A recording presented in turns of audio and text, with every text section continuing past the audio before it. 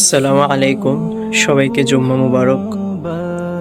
বছর শেষ হয়ে যাচ্ছে, সময়গুলো কেমন জানি খুবই দ্রুত চলে যাচ্ছে এবং প্রতিদিন আমরা মৃত্যুর দিকে এক ধাপ এগিয়ে যাচ্ছি।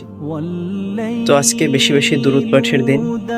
হযরত ইবনে আব্বাস রাদিয়াল্লাহু তাআলা আনহু থেকে বর্ণিত, তিনি বলেন, আল্লাহ তাআলা এই পৃথিবীতে যা কিছু সৃষ্টি করেছেন এবং যা প্রকাশ করেছেন এবং যা কিছু ছড়িয়ে দিয়েছেন, তার মধ্যে মুহাম্মদ সাল্লাল্লাহু আলাইহি ওয়াসাল্লামের থেকে উত্তম আর কিছুই তার কাছে নেই।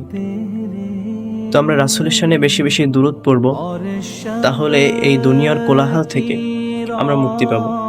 এই দুনিয়ার ভিতরে যত অশান্তি, ডিপ্রেশন, আপনার হতাশা, এগুলো ইনশাল্লাহ দূর হয়ে যাবে এবং আপনার হৃদয়ে আল্লাহ তাআলা প্রশান্তি দান করবেন।